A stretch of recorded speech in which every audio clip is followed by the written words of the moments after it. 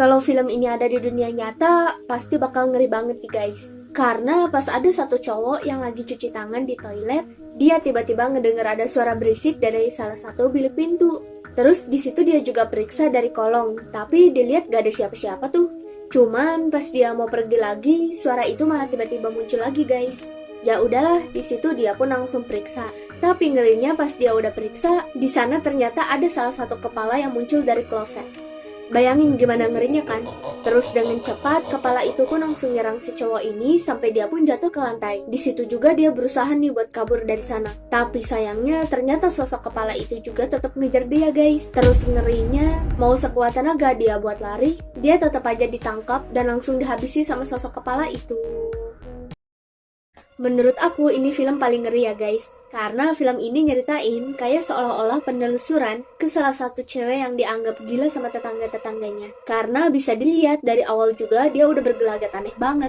Terus dia juga bilang nih kalau boneka Rapunzelnya itu berhantu. Dan sewaktu-waktu bonekanya itu bisa berubah jadi orang. Awalnya sih dia nggak percaya, sampai dia ngeliat sendiri nih boneka Rapunzel yang awalnya ada di kursi sekarang tiba-tiba hilang. Padahal di sana dia cuma berdua nih, dia sama si cewek baju putih tadi. Apalagi di sana juga tiba-tiba ada suara anak kecil, yang jelas-jelas di sana tuh nggak ada anak-anak. Tapi entah apa yang terjadi, tiba-tiba si cewek baju putih ini nyuruh mereka supaya cepet-cepet lari dan sembunyi di tempat yang aman. Nah, aneh kan ya? Dan sekarang bisa kalian lihat juga, kalau boneka Rapunzel yang tadi tiba-tiba berubah wujud jadi kayak gini. Yang ternyata boneka Rapunzel tadi udah dirasuki sama sesosok iblis dan siap meneror mereka berdua. Kalau kalian pulang kerja, usahain jangan sendirian ya guys, bahaya. Kayak pas si cewek ini lagi ada di parkiran, sehabis dia pulang kerja, dia tiba-tiba di-chat sama orang yang misterius. Di situ dia ngiranya kalau itu tuh cuma orang iseng yang mau ngeprank doang. Tapi dia salah banget, karena makin lama kok makin aneh. Apalagi di ujung parkiran, dia lihat ada satu cewek misterius berdes kuning yang ngejar dia dengan gerakannya yang patah-patah itu. Kalang kabutlah dia di situ guys. Abisnya malam-malam bisa-bisanya dia dikejar sama cewek misterius kayak gitu.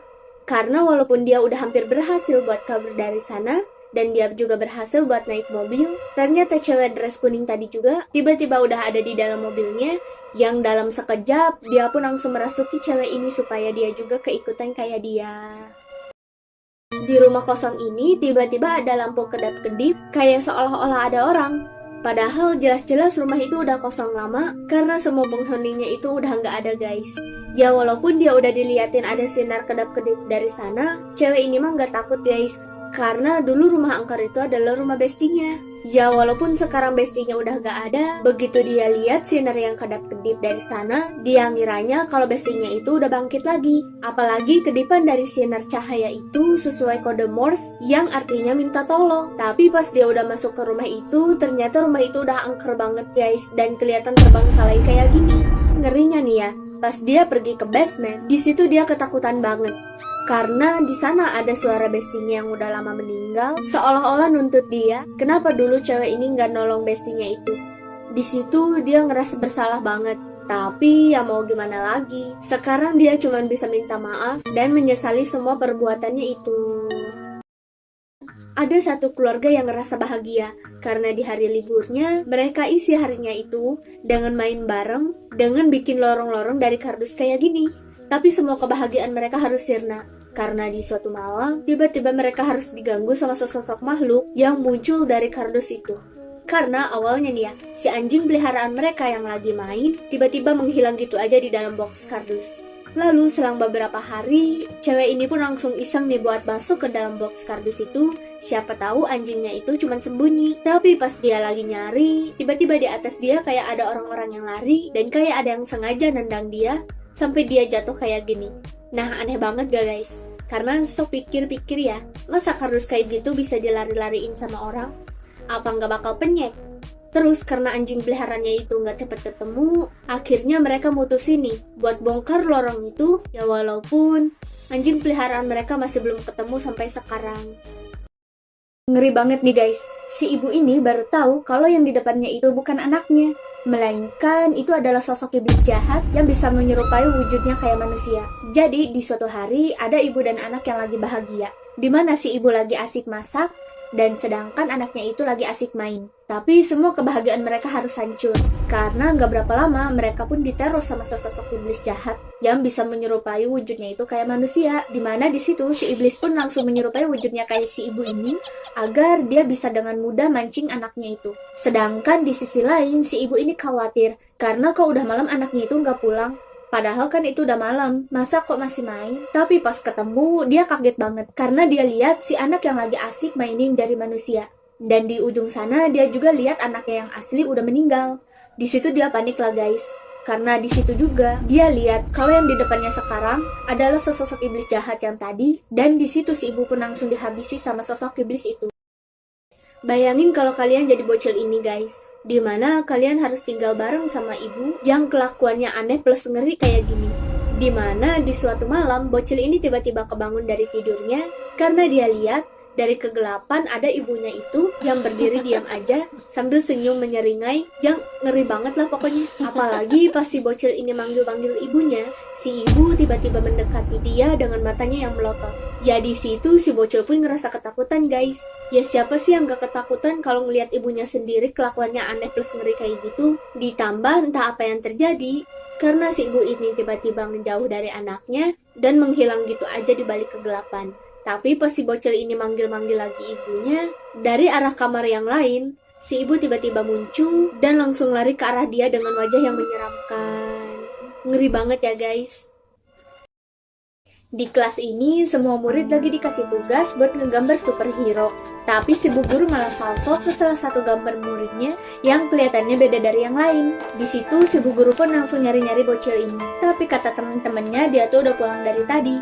Dan temennya juga bilang kalau si bocil itu tuh mau ngebantu ibunya yang jadi petugas kebersihan. Dan benar aja dong guys. Si bocil yang tadi lari-lari buat cepet pulang. Dia nyuruh ibunya itu buat istirahat, supaya dia aja nih yang ngerjain pekerjaannya. Gak lupa, dia juga ngolesin salep ke kaki ibunya itu, dan dia juga sigap buat mastiin ibunya itu bakal pulang dengan selamat. Sedangkan di sisi lain, si bu guru yang melihat gambar si bocil ngerasa terharu, karena salah satu murid dia ada yang berbakti banget sama ibunya. Sehingga di situ, si bu guru pun langsung ngasih nilai yang paling tinggi buat gambar si bocil yang penuh makna. Wah, salut ya guys. Jangan lupa dicontoh dan berbaktilah kepada ibu kalian selagi masih ada. Kalau kalian udah sukses, jangan lupa bantu orang lain yang membutuhkan. Karena siapa tahu kebaikan yang kita lakuin bakal balik lagi ke kita dengan cara yang gak terduga. Kayak pas si bocil cewek ini yang mau beli kue ulang tahun buat kakeknya, dia nggak jadi beli karena uangnya itu nggak cukup. Tapi untungnya di sana ada satu cowok yang baik hati yang langsung beli bolu itu dan langsung dikasihin ke si bocil cewek ini. Terus pas dia mau dibayar sama si nenek, dia nggak terima guys, karena dia juga mau ngelakuin hal yang sama kayak bapak-bapak baik hati yang dulu pernah bayarin dia kue ulang tahun dengan sukarela. Dan sampai sekarang cowok ini tuh nggak tahu siapa bapak-bapak yang udah ngebantunya. Dan sebagai rasa terima kasih, dia juga ngelakuin hal yang sama kayak bapak-bapak itu waktu dulu. Dan tanpa diduga-duga nih ya guys, ternyata bapak-bapak yang diceritain sama si cowok tadi adalah kakeknya si bocil ini, yang di situ dia pun tahu siapa sosok yang udah ngasih kue ulang tahun melalui cucunya itu. Nah, kalau kayak gini patut dicontoh ya guys, selalu berbuat baik dimanapun dan kapanpun. Ada satu bapak-bapak kaya raya yang baru pertama kali makan di warungan kecil. Tapi di situ dia ngerasa aneh nih ya, karena di situ dia dikasih lalapan gratis sama si ibu penjual. Padahal di situ dia nggak minta sama sekali loh. Di sana dia juga ditawarin minuman gratis yang bisa diambil sepuasnya. Ini mah definisi jualan sambil sedekah ya guys. Terus dia tambah kaget karena pas dia mau bayar makanannya itu harganya kok murah banget. Padahal kan dia udah makan banyak. Ya di situ si ibu ini pun ngejelasin kalau dia tuh mau jualan sambil sedekah. Karena dia kasihan nih ke pekerja kantoran yang gajinya itu cuma setiap bulan, yang uangnya itu belum tentu cukup kalau udah masuk tanggal tua. Dan dia juga kasihan ke anjing jalanan yang belum tentu dikasih makanan sama orang lain. Ya karena hal itu si bapak ini pun langsung sadar dan ngerasa terharu karena makanan yang udah digratisin sama si ibu ini. Dan di situ dia juga nyontohin nih buat ngasih supirnya itu makanan yang baru dia beli. Nah lagi-lagi patut dicontoh ya guys, karena sedekah gak bakal ngurangin harta kita. Ada satu cowok yang selalu ngerasa senang karena dia punya teman-teman yang baik di kantornya itu. Tapi di suatu hari dia malah harus ngalamin insiden kecelakaan parah sampai dia pun harus rela kehilangan tangannya. Kasiannya guys. Di situ semua temennya pada syok Dan mereka juga nggak nyangka kalau kejadian ini bakal menimpa salah satu teman baiknya. Tapi untungnya semua temannya itu baik dan tulus. Dan mereka semua juga berusaha buat nyemangatin si cowok ini supaya dia semangat buat ngejalanin hidup walaupun dia harus kehilangan tangannya. Ya awalnya pas dia baru tahu dia ngerasa sedih guys, terutama si ibu cowok ini. Tapi ya mau gimana lagi, karena udah takdir, dia terima-terima aja. Apalagi begitu dia lihat teman-temannya yang tulus dan berusaha nyemangatin dia buat tetap hidup. Semangat hidup yang awalnya redup, kini bangkit lagi guys. Dan dia juga yakin, lambat laun masalahnya yang sekarang bakalan cepat pergi. Ada 2 orang sahabat yang selalu kemana-mana bareng di sekolah.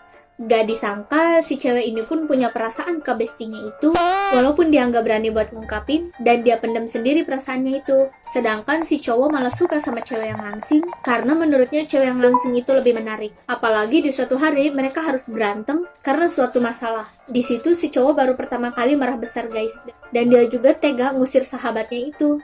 Ya karena hal itu cewek ini pun ngerasa sedih karena dia nggak nyangka kalau bestinya itu bakal marah besar ke dia.